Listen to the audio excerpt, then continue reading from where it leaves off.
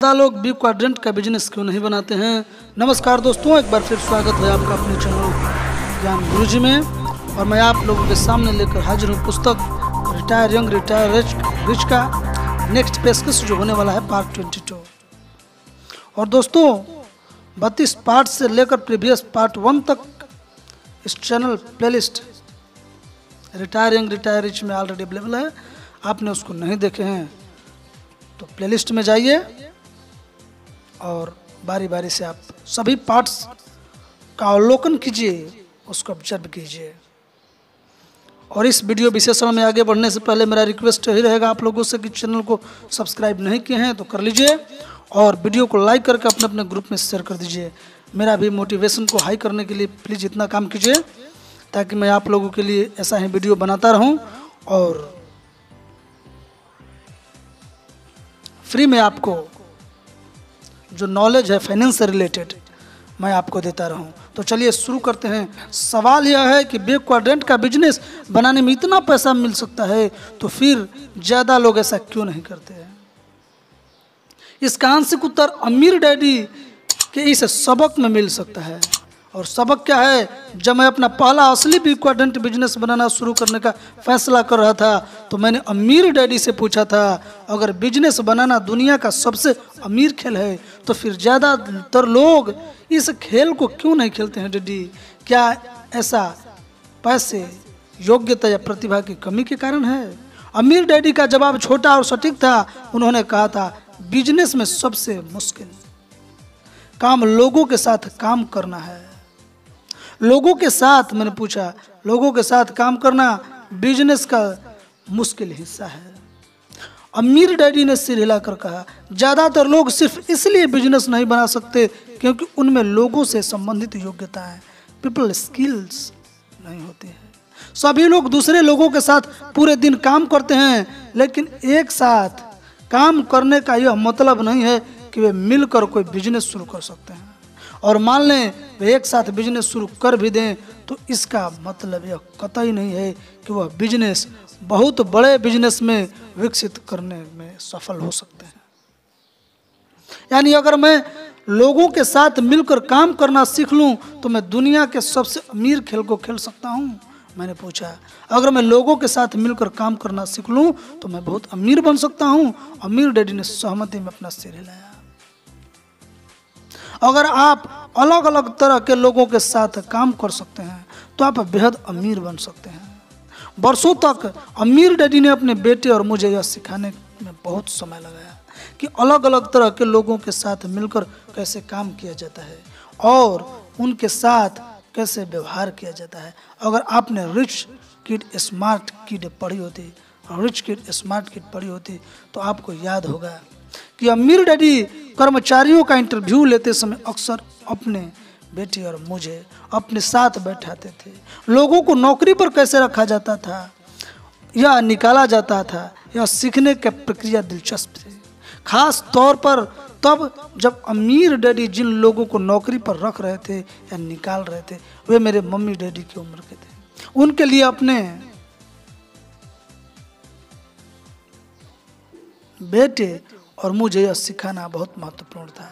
इस तरह के वे हमें सिखाते थे कि अलग अलग तरह के लोगों के साथ कैसा व्यवहार किया जाए। वे कहते थे, अगर तुम अलग अलग तरह के लोगों के साथ काम कर सकते हो तो तुम इतने अमीर बन सकते हो कि जितने तुमने सपनों में भी कल्पना नहीं की होगी। जिन लोगों ने कैश फ्लो क्वाड्रेंट पढ़ी होगी उन्हें याद होगा कि अमीर डैडी के लिए सरल डायग्राम कितना महत्वपूर्ण था। How important it was. ये देखिए, एम्प्लॉय क्या है? ये बिजनेस, इन्वेस्टमेंट और सेल्फ एम्प्लॉयड। तो ये क्वाड्रेंट आपको rich dad cash flow quadrant में पढ़ने को मिलेगा। मेरे प्यारे दोस्तों, आप उस पुस्तक को नहीं पढ़े हैं तो ज़रूर जाके पढ़िए। मेरे चैनल पर अवेलेबल नहीं है। अगर आप कमेंट कीजिएगा तो मैं अपने चैनल पे भी अवेलेबल करा दूंगा, नहीं तो यूट्यूब पे आप लोगों को मिल जाएगा। अमीर डैडी ने यह डायग्राम यह बताने के लिए बनाया था कि बिजनेस के दुनिया में 4 अलग अलग तरह के लोग होते हैं। ई क्वाड्रेंट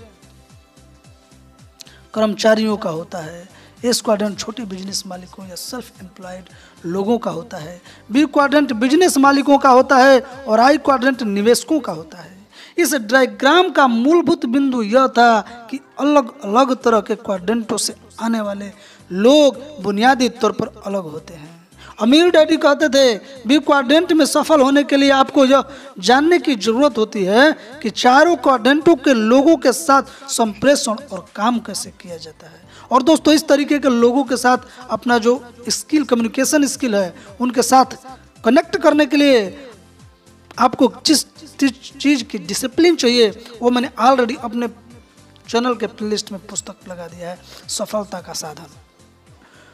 बहुत बेहतरीन तरीके से समझाया गया है, छोटे छोटे तत्वों को समझाया गया है कि बड़े लोगों से, अपने से जूनियर से, अपने बराबरी के लोगों से कैसे संप्रेषण करते हैं, कैसे कम्युनिकेट करते हैं, कैसे इंटरेक्ट करते हैं। तो अगर तक आपने उस पुस्तक को नहीं देखे हैं तो मेरे ज्ञान गुरुजी चैनल के प्लेलिस्ट में जाइए, वहाँ पे आप लोगों को मिलेगा पूरा का पूरा प्लेलिस्ट। उसमें फुल बुक है सफलता का साधन, और उसको पढ़िए, आपको पता चलेगा। और इस पुस्तक में भी यही बता रहे हैं रॉबर्ट, यह अकेला क्वाड्रेंट है जिसमें यह योग्यता अनिवार्य है। दूसरे शब्दों में, बहुत सारी कंपनियों के डूबने का एक कारण यह भी होता है कि उद्यमी अक्सर अलग अलग तरह के लोगों के साथ काम नहीं कर पाता है। 1980 के दशक में मैं फिर से हवाई में था और अमीर डैडी ने मुझे एक बोर्ड मीटिंग में बैठने का न्योता दिया जहां वे डायरेक्टर थे। कंपनी मुश्किल में थी और अमीर डैडी चाहते थे कि मैं इस अप्रिय अनुभव से कुछ सीखूं। यह एक छोटी शुरुआती कंपनी थी जो कनाडा में तेल खोज रही थी। अमीर डैडी ने कंपनी नहीं बनाई थी, लेकिन अब जबकि कंपनी मुश्किल में थी तो उन्हें बोर्ड में बुलाया गया था ताकि वे देख सकें कि क्या कंपनी को बचाया जा सकता है। कंपनी के CFO यानी मुख्य वित्तीय अधिकारी, चीफ फाइनेंस ऑफिसर के एक निर्णय के कारण संकट में थे। गहरे कर्ज में डूबी हुई थी और दिवालियेपन के कगार पर थी। मीटिंग शुरू होने के बाद अमीर डैडी ने बोर्ड के बाकी सदस्यों से पूछा, बोर्ड की अनुमति के बिना CFO को इतना बड़ा वित्तीय निर्णय लेने की अनुमति क्यों दी गई है? जवाब बोर्ड के एक और सदस्य ने दिया, क्योंकि वह XYZ जॉइंट ऑयल कंपनी के सीनियर वाइस प्रेसिडेंट रह चुका है। अमीर डैडी ने ऊंची आवाज में कहा, तो क्या हुआ? इससे क्या फर्क पड़ता है कि वह किसी वक्त और किस वक्त एक बड़ी तेल कंपनी का सीनियर वाइस प्रेसिडेंट रह चुका है। एक और सदस्य बोला, देखिए, हमने सोचा कि वह हमसे ज्यादा जानता होगा, इसलिए हमने उसे अपनी मर्जी से काम करने दिया। अमीर डैडी ने टेबल थपथपाई और फिर बोले, हो सकता है वह सीनियर वाइस प्रेसिडेंट रहे हों, लेकिन इसके बावजूद वह 30 साल तक कर्मचारी रहा था। वह एक बड़ी कंपनी का कर्मचारी था। उसे जरा भी अंदाजा नहीं होगा कि बहुत सीमित बजट में एक छोटी शुरुआती कंपनी को कैसे चलाया जाता है। मेरी सलाह तो यह है कि आप उसे बदल दें और उसके बजाय किसी और को रख लें जो अपनी कंपनी का मालिक रहा हो और उसके पास पूरी वित्तीय जिम्मेदारियां रही हो।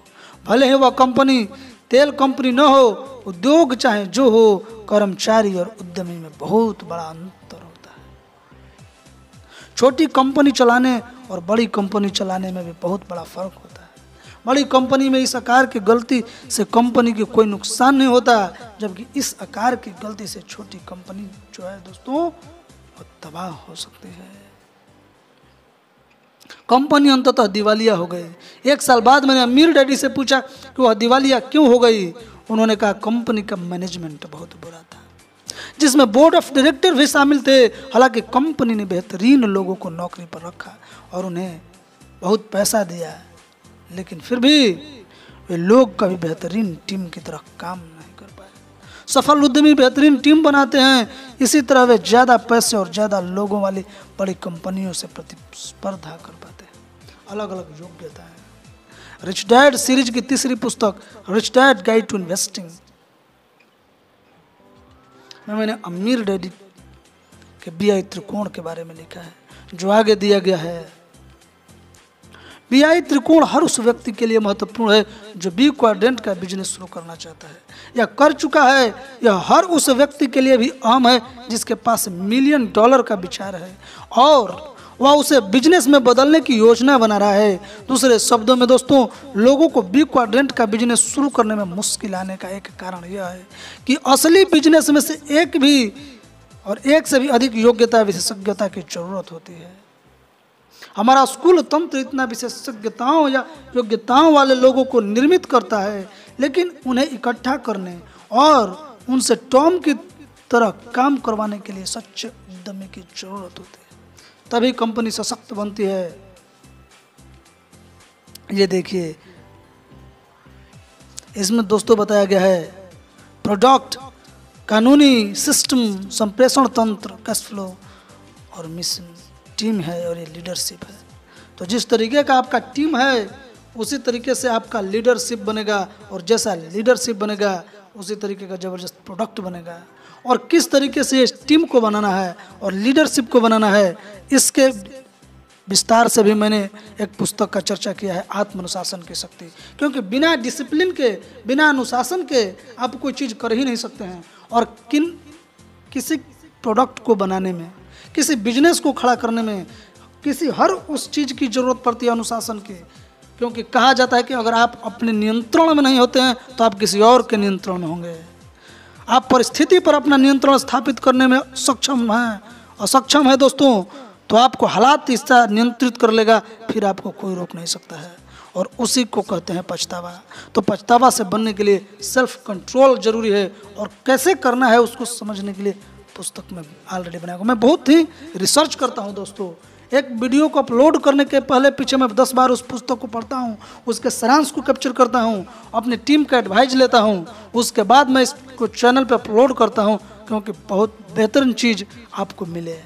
बेहतरीन से बेहतरीन चीज़ों को मैं आपके सामने प्रस्तुत करूं, इसलिए बहुत मेहनत लगता है। तो मेरा रिक्वेस्ट आप लोगों के सामने यही रहेगा कि चैनल को जितना हो सके सब्सक्राइब कराइए, अपने मित्रों से करवाइए, परिवारजनों से करवाइए, और मेरा सपोर्ट कीजिए। और इस कंटेंट को, क्योंकि 100 से ज़्यादा वीडियो अपलोड कर चुका हूँ इस चैनल के माध्यम से, और आप लोगों को 2 सालों से सेवा करता रहा हूँ। तो आप हमारे जब रेगुलर सब्सक्राइबर होंगे, हमारे रेगुलर कंटेंट को फॉलो करने वाले होंगे, तो आपको समझ में आया होगा कि नहीं मेरी मेहनत के बारे में। तो आप मेरा सपोर्ट कीजिए, कमेंट करके मुझसे जुड़े रहिए, और इस तरीके का फीडबैक मुझे देते रहिए। अब चलिए देखते हैं बड़ी समस्या आपके बिजनेस में चारों क्वाड्रेंट होने और BI त्रिकोण की अलग अलग तकनीकी योग्यता होने से आगे तक जाती है। समस्या तो लीडर यानी ऐसी उद्यमी खोजने की है जो इन अलग अलग योग्यताओं और भिन्न मूलभूत जीवन मूल्यों वाले अलग अलग लोगों से टीम की तरह काम करवा सकें। इसलिए अमीर डैडी ने कहा था, बिजनेस का सबसे मुश्किल हिस्सा लोगों के साथ काम करना है। उन्होंने यह भी कहा था, अगर लोग न हो तो बिजनेस आसान हो जाएगा। दूसरे शब्दों में, उद्यमी एंटरप्रेन्योर का सबसे पहले महान लीडर बनना होगा। यानी उद्यमी को जब तक अगर नहीं आएगा कि वो लीडर कैसे बने, नहीं बन सकता। जाहिर है हम सभी मेहनत करके अपने नेतृत्व क्षमताओं को सुधार सकते हैं। उद्यमी क्या होता है? What is an entrepreneur? अमीर डैडी ने अपने बेटे और मुझे उद्यमी बनाना सिखाया।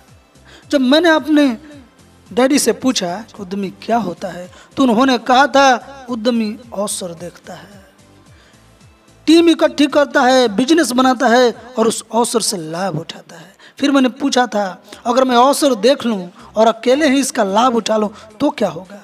बेहतरीन सवाल। अमीर डैडी ने कहा, अगर आप अवसर देखते हैं और आप अकेले हैं तो इसका लाभ उठा सकते हैं, तो आप छोटे बिजनेसमैन या सेल्फ एम्प्लॉयड व्यक्ति हैं। अमीर डैडी ने व्यापारी और उद्यमी में फर्क को समझाते हुए आगे एक्सप्लेन करते हैं, व्यापारी या बुनकर वह होता है जो मूलतः अकेला ही कोई प्रोडक्ट बना सकता है या सेवा दे सकता है। उदाहरण के लिए पेंटर अकेले ही पेंटिंग बना सकता है, या डेंटिस्ट अकेला ही दांत उखाड़ सकता है, परंतु सच्चा उद्यमी अपने काम को अकेले नहीं कर सकता।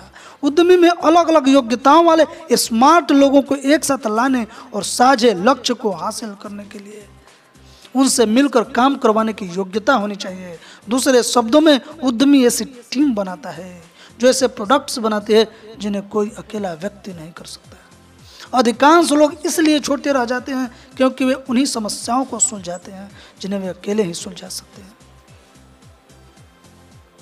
तो उद्यमी ऐसे काम करता है जिसके लिए टीम की जरूरत होती है। मैंने कहा बी क्वाड्रेंट वाले व्यक्ति को तब तक पैसा नहीं मिलता है जब तक कि उसकी टीम मिलजुल कर अच्छी तरह काम नहीं करती। ज़्यादातर कर्मचारियों और सेल्फ एम्प्लॉयड लोगों को व्यक्तिगत काम के बदले में पैसा मिल जाता है, लेकिन उद्यमी को तब तक पैसा नहीं मिलता है जब तक कि उसकी टीम सफल न हो जाए। अमीर डैडी ने सिर हिलाया और यह कहकर आगे स्पष्ट किया, जिस तरह बिल्डिंग बनाने वाला कॉन्ट्रैक्टर, प्लम्बर, इलेक्ट्रीशियन, पढ़ाई, आर्किटेक्ट और अकाउंटेंट जैसे लोगों का प्रयोग करके मकान बनवाता है, उसी तरह उद्यमी भी अलग अलग व्यवसाय के लोगों, तकनीशियनों और प्रोफेशनल्स की मदद से वे बिजनेस बनाने में उसकी मदद लेता है। मैंने पूछा तो आपके विचार से उद्यमी दरअसल टीम लीडर होता है ना? हालांकि हो सकता है कि वह शारीरिक रूप से टीम में काम न करे। आप टीम का हिस्सा बनकर मेहनत किए बिना स्मार्ट योग्य लोगों की टीम का जितना बेहतर नेतृत्व करते हैं उतने ही बेहतर और बड़े उद्यमी बन सकते हैं। अमीर डैडी ने कहा, मैं कई कंपनियों का मालिक हूँ, लेकिन मुझे कंपनी में कोई काम करने की जरूरत नहीं है। इस तरह मैं ज़्यादा पैसे बना सकता हूँ और दूसरी चीज़ें कर सकता हूँ। इसलिए सच्चा उद्यमी बनने के लिए लीडरशिप एक अनिवार्य योग्यता है। मैंने पूछा, क्या लीडरशिप योग्यताएं सीखी जा सकती है? हाँ। अमीर डैडी ने कहा, मैंने गौर किया है कि हम सभी में लीडरशिप योग्यताएं होती है। ज़्यादातर लोगों के साथ समस्या यह होती है कि वे जिंदगी भर अपनी प्रोफेशनल्स या करियर संबंधी योग्यताएं विकसित करते रहते हैं, इसलिए ज़्यादातर लोग ई और एस क्वाड्रेंट में होते हैं। बहुत कम लोग अपनी लीडरशिप योग्यताओं को विकसित करके जिंदगी लगाते हैं। विकसित करने में जिंदगी लगाते हैं, जो बी क्वाड्रेंट के लिए सबसे अनिवार्य योग्यता है। इसलिए हाँ, लीडरशिप सीखी जा सकती है। वर्षों बाद अमीर डैडी ने कहा था, लीडर्स चुनौतियों का सामना करते हैं जबकि बाकी सभी सुरक्षित नौकरी की तलाश करते हैं। वियतनाम से लीडरशिप से सबक।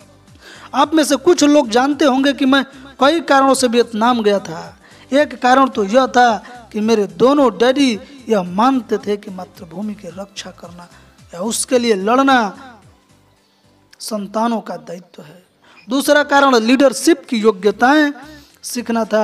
अमीर डैडी ने कहा था, बेहद दबाव और जान के जोखिम वाले माहौल में सिपाहियों का डर दूर करना और उनसे साहसिक काम करवाना हर व्यक्ति की लीडरशिप योग्यता का स्थान है। वियतनाम में मैंने लोगों को भयंकर चीजें करते देखा, लेकिन मैंने लोगों को बहादुरी के ऐसे काम करते भी देखा जिन्हें मैं कभी भूल नहीं पाऊंगा।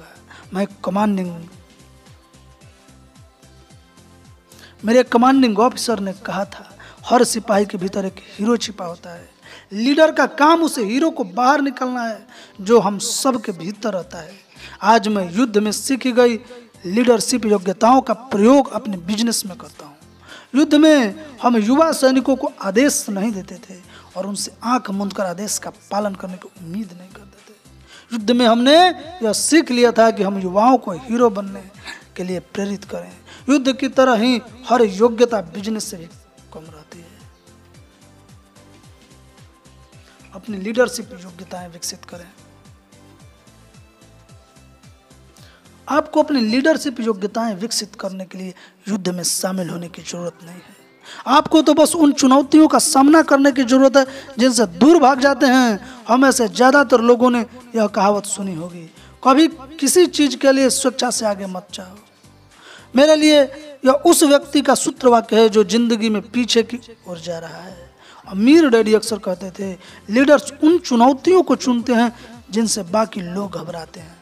वे यह भी कहते थे, लीडर का आकार उसके काम के आकार से पता चलता है। dwight आइजनहावर इसलिए मशहूर हुए क्योंकि उन्होंने द्वितीय विश्व युद्ध के दौरान डी-डे इन्वेजन और यूरोपियन अभियान जैसे बड़े काम किए। जॉन कैनेडी ने इंसान को चांद पर पहुंचाने का बीड़ा उठाया। लीडर्स ऐसी चुनौतियां चाहते हैं जिनसे बाकी लोग घबरा कर दूर भाग जाते हैं। बहुत सारे लोग कभी लीडरशिप योग्यता इसलिए विकसित नहीं कर पाते हैं क्योंकि उनमें अपने सामने आने वाली चुनौतियों से दूर भागने की आदत होती है। उनमें कभी स्वेच्छा से पहल न करने की आदत होती है। हर बिजनेस, हर चर्च, हर परोपकारी संस्था, हर समुदाय के लीडर्स की जरूरत है। हर संगठन आपको आगे कदम बढ़ाने और जवाबदेह बनने का अवसर देता है। हर अवसर आपको उस बेशकीमती लीडरशिप योग्यताओं को सीखने का अवसर देता है जो उद्यमिता के संसार में जरूरी है। कई लोग सबसे अमीर खेल यानी बिजनेस बनाने के खेल में हिस्सा लेने के लिए सिर्फ इसलिए योग्य नहीं है क्योंकि वे लीडरशिप की योग्यताएं सीखने में नाकाम रह जाते हैं। अगर आप अपने चर्च के पोटलॉक डिनर की जिम्मेदारी लेने के लिए आगे आते हैं तो आप ज्यादा लीडरशिप योग्यताएं हासिल करने के लिए एक कदम बढ़ा रहे हैं। भले ही कोई स्वेच्छा से आपकी मदद करने के लिए आगे न आए, लेकिन आप कुछ महत्वपूर्ण सीखेंगे। आप सीखेंगे कि उस हीरो को कैसे खोजना है और उसको संशोधित करना है जो हम में से हर व्यक्ति के भीतर रहता है। अगर आप यह करना सीख लेते हैं तो लीडरशिप का अगला काम ज्यादा आसान और सफल होगा। तब आप लीडरशिप के बारे में ज्यादा सीखेंगे। अगर आप अपनी लीडरशिप योग्यताओं का विकास नहीं करते हैं तो इस बात की संभावना है कि बिजनेस बनाने और दुनिया के सबसे अमीर खेल में हिस्सा लेने की आपकी योग्यताएं कभी विकसित नहीं हो पाएगी। मैं बहुत सारे स्मार्ट लोगों से मिला हूं जिनके पास बेहतरीन बिजनेस विचार थे, लेकिन उनमें लीडरशिप योग्यताएं नहीं थी। बिजनेस टीम बनाने की योग्यताएं नहीं थी और उस टीम के द्वारा अपने विचारों को लाखों करोड़ों डॉलरों में बदलवाने का योग्यताएं नहीं थी। दुनिया के सबसे अमीर खेल में लीडरशिप ही कुंजी है, क्योंकि व्यक्तियों को टीम में बदलने के लिए लीडर की जरूरत होती है।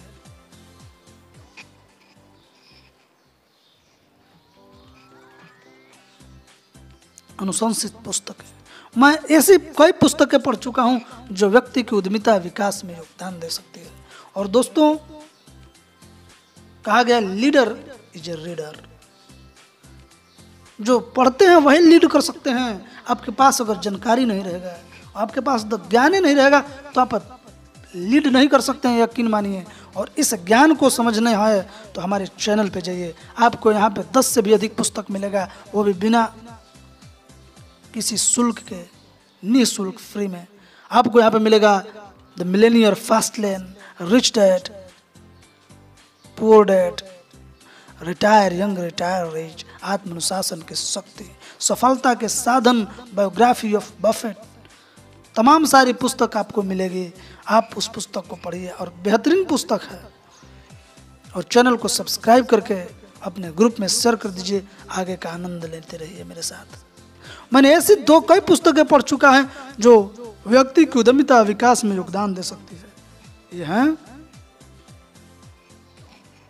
The monk and the riddle, Randy commissar, Harvard business school press. यह पुस्तकें मुझे मेरे स्टॉक ब्रोकर मित्र टॉम ने दी थी। टॉम बेहतरीन ऑप्शंस ट्रेडर हैं, लेकिन वह तरक्की करने वाली छोटी शुरुआती कंपनियों की खोजने और उसमें निवेश करने में ज्यादा निपुण है। उसने मुझे यह पुस्तक उस वक्त दी थी जब मैं अपनी एक कंपनी बेचकर बाहर निकलने की तैयारी कर रहा था। उस पुस्तक को पढ़ने के बाद मैंने उस कंपनी को न बेचने और उसे बेहतर बनाने का फैसला किया। यह पुस्तक जिंदगी की महान पहेलियों में से एक के बारे में है। First Break All the Rules, Marcus Buckingham और Curt Coffman, Simon and Schuster. हर उस व्यक्ति के लिए उत्कृष्ट पुस्तक जो लोगों का प्रबंधन करता है या उनका नेतृत्व करता है। यह पुस्तक 400 कंपनियों के 80,000 मैनेजरों के इंटरव्यू पर आधारित है जो गैलप ऑर्गेनाइजेशन के लिए थे। औद्योगिक युग में कर्मचारियों का प्रबंधन करना भेड़ों के रेवड़े को चराने जैसा था। आज सूचना युग में कर्मचारियों का प्रबंधन करना बिल्लियों के समूह के साथ काम करने जैसा है। इसका मतलब है कि आज हर कर्मचारी के साथ समूह के बजाय व्यक्ति के रूप में व्यवहार करने की जरूरत है। यह पुस्तक इस क्षेत्र में बहुत बढ़िया ज्ञान देती है कि अलग अलग दिशाओं में जा रहे अलग अलग प्रकार के लोगों के साथ कैसा व्यवहार करें और उन्हें टीम में कैसे बदले। Emotional branding, Daryl Travis, prima publishing brand का मूल्य क्या है। मैंने कुछ समय पहले पढ़ा था कि कोको कोला की फैक्ट्रियां, मशीनें और अनुपूंजीगत संपत्तियों का मूल्य लगभग $8 बिलियन है, जबकि इसके ब्रांड का मूल्य के लिए $80 बिलियन है। बिजनेस बनाने के समय निवेश करने का एक लाभ ब्रांड बनाना है। हालांकि बहुत कम लोग इसकी तरफ ध्यान देते हैं। बढ़ती वैश्विक प्रतिस्पर्धा के इस संसार में आप बिजनेस और ब्रांड बनाने में जितने बेहतर होंगे उतने ही ज़्यादा दौलतमंद बनेंगे। एक पल के लिए सोचें कि IBM XYZ कंप्यूटर से ज़्यादा शक्तिशाली क्यों है। XYZ के पास बेहतर कंप्यूटर हो सकता है, लेकिन IBM के पास बेहतर ब्रांड है। richdad.com में हमें एहसास है कि हमारा मूल्य हमारी पुस्तकें, गेम और अन्य प्रोडक्ट से भी आगे तक जाता है। हम बिजनेस बनाने के साथ साथ विश्वव्यापी ब्रांड बनाने के प्रति बेहद जागरूक हैं। प्रोटेक्टिंग योर एसेट, दोस्तों, protecting your assets, Michael lateral burner books की यह रिच डैड एडवाइजर सीरीज की पुस्तक है। माइकल लेक्टर मेरे अटॉर्नी हैं, वे मेरे बिजनेस पार्टनर हैं और सह लेखिका शेरॉन लेक्टर के भी पति हैं। माइकल ब्रांड ट्रेडमार्क पेटेंट्स के बौद्धिक संपदा के क्षेत्रों में शीर्षस्थ वकील हैं। तो दोस्तों ये सब पुस्तक के बारे में बताए हैं। Sales, dogs, players, singles, Warner Books, तो ये सारे पुस्तकें हैं। आप लोगों के बारे में यही बता रहे हैं वारेन, और मैं भी बार बार यही बताता रहता हूँ कि अगर आपको लीडर बनना है तो रीडर बनेगा।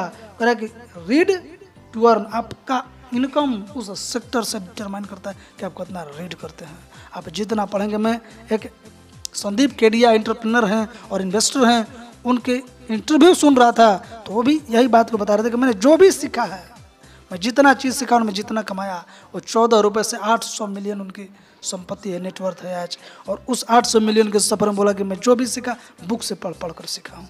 तो दोस्तों मेरा रिक्वेस्ट है, इसे खूब पढ़िए, आगे बढ़ते जाइए और ये जो बताएं उनके बारे में आप देखते रहिए। अब मरीन कॉर्प्स से एक सीख। वियतनाम में नए मरीन लेफ्टिनेंट के रूप में मेरा एक कमांडिंग अफसर था जिसने यह सरल डायग्राम बनाया था। क्या बनाया था? मिशन, टीम, व्यक्ति। उसने कहा था सबसे बड़ी प्राथमिकता मिशन है, सबसे आखिरी प्राथमिकता व्यक्ति है। वियतनाम से लौटने के बाद मैंने अक्सर देखा है कि ज़्यादातर लोगों की प्राथमिकताएं अलग होती है। बिजनेस और दुनिया में मैं अक्सर ऐसे लोगों को देखता हूं जो इस सूची को प्राथमिकता के क्रम में इस तरह रखते हैं। व्यक्ति, टीम, मिशन दूसरे शब्द में सबसे पहले आते हैं, उनका समूह दूसरे नंबर पर आता है, और बिजनेस या संगठन का मिशन सबसे आखिर में आता है।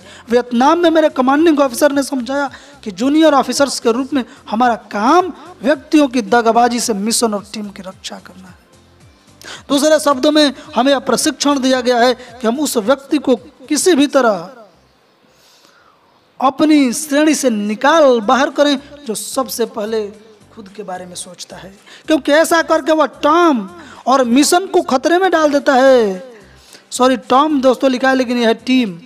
ऐसा करके वह टीम और मिशन को खतरे में डाल देता है। युद्ध में यह सीखने और इस पर अमल करने से बिजनेस की मेरी नेतृत्व शैली पर बहुत गहरा असर हुआ है। आप में से कुछ लोगों ने स्टीवन स्पीलबर्ग की फिल्म सेविंग प्राइवेट रैन देखी होगी। मेरी राय में यह युद्ध पर बनी सबसे यथार्थवादी फिल्म है जो मैंने देखी है। फिल्म में एक महान सबक है। फिल्म में एक school teacher Tom hacks army lieutenant बन जाता है और वह एक जर्मन कैदी को मार नहीं पाता है। मेरे हिसाब से यह फिल्म का सबसे महत्वपूर्ण बिंदु है और इसका एक महान सबक भी है। तो सबक क्या है दोस्तों, देखते हैं। चूंकि टीम टॉम हैक्स अपना काम नहीं कर पाया, जो इस मामले में एक व्यक्ति यानी जर्मन कैदी को मारना था, इसलिए उसने खुद को, अपनी टीम को और अपनी टीम के मिशन को गंभीर खतरे में डाल दिया। अंत में जर्मन कैदी को मारने की उसकी अक्षमता के कारण न सिर्फ उसके कई साथी मारे गए बल्कि मिशन भी नाकामयाब होते होते बचा और अंततः टॉम हैक्स को उसी जर्मन सैनिक ने मारा जिसे वह खत्म नहीं कर पाया था। यह खुशकिस्मती है कि ज़्यादातर लोगों को युद्ध की विभीषिका का कभी सामना नहीं करना पड़ेगा और कुछ सख्त दिल तोड़ने वाले निर्णय का भी जिन्हें लेना अक्सर जरूरी होता है। बहरहाल हम सभी अपने व्यक्तिगत और व्यवसायिक जीवन में ऐसे कठोर निर्णयों का सामना करते हैं। इसके कुछ उदाहरण देखें। कुछ समय पहले मेरे एक दोस्त के घर एक पार्टी था। उसमें एक मेहमान बहुत शराब पीकर टुन्न हो गया।